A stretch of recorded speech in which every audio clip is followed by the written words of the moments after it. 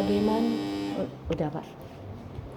bagaimana alur koordinasi antara kepala sekolah, wakil, guru, dan staf dalam menjalankan program? Kepala sekolah jelas desainer paling tinggi.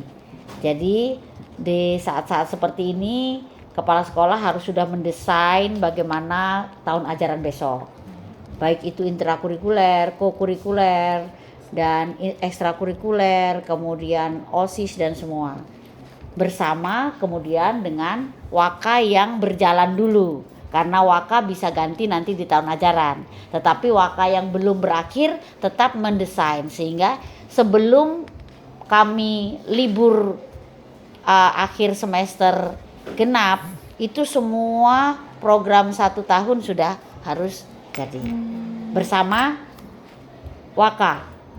Jadi waka kurikulum mendesain kurikulum, waka kesiswaan mendesain, tapi membreakdown dari desain kepala sekolah.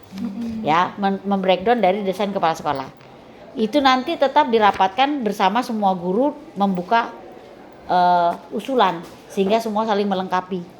Begitu. Jadi desain awal memang dari kepala sekolah, tetapi di breakdown lagi, dilengkapi lagi bersama para waka. Kemudian tetap kami presentasikan di depan rapat dewan guru. Kemudian semua guru punya hak. Bahkan saya pun merangkum dari sudah berjalan ini usulan-usulan program. Jadi ada drive untuk usulan program.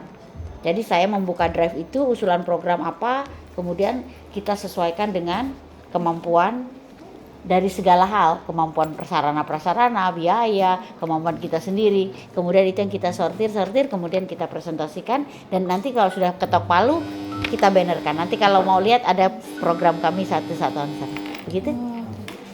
Jadi rapat itu untuk mengambil solusi gitu. Ya pokoknya sidang tertinggi ya rapat dewan guru. Tidak bisa kepala sekolah menentukan sendiri, walaupun awalnya dari kepala sekolah, tapi nggak bisa. Ada program yang guru nggak tahu. Termasuk satpam pun harus tahu. Satpam pun ikut rapat. Walaupun mereka paling tidak nanti kalau ditanya orang tua, kok anak hari ini beda jadwalnya, dia tahu. Karena ada kegiatan ini misalnya. Paling tidak kalau satpam dan pramubakti di situ. Begitu. Ada lagi untuk selanjutnya, siapa yang mengambil alih tugas jika kepala sekolah berhalangan hadir? Para waka. Tergantung hari itu misalnya nih, saya nggak hadir, hari ini ada kalian.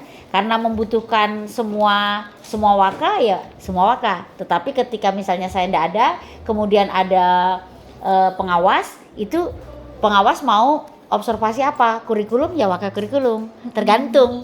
Begitu. Pendelegasiannya jelas pada siapa. Kalau misalnya datang misalnya mau urusan listrik ya waka sapras. Urusan komputer waka sapras. Begitu. Ada orang tua datang dan saya tidak ada, ya BK, wali kelasnya, begitu. Ibu, terima kasih. Untuk selanjutnya, apakah ada kendala yang sering muncul dalam pelaksanaan struktur organisasi dan bagaimana solusinya? Kendala yang muncul biasanya ketika memang ada kita sudah desain, kita sudah buat timeline, ternyata ada dari kementerian yang berbeda. Ini harus rombak lagi kan? Harus rombak lagi nih timeline. Karena kita tetap harus taat pada permen.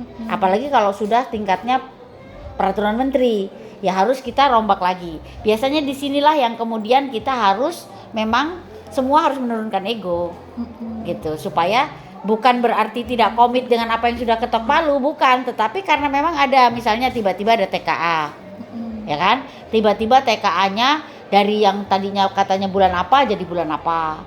Seperti sekarang tiba-tiba pengumuman kelas 9 di tanggal 2, misalnya begitu. Ini ya kendala-kendala seperti ini nggak mudah juga dalam diskusi-diskusi karena semua sudah punya timeline juga dari yang tadi sudah kita kesepakati. Tapi mau tidak mau harus diambil keputusan terbaik.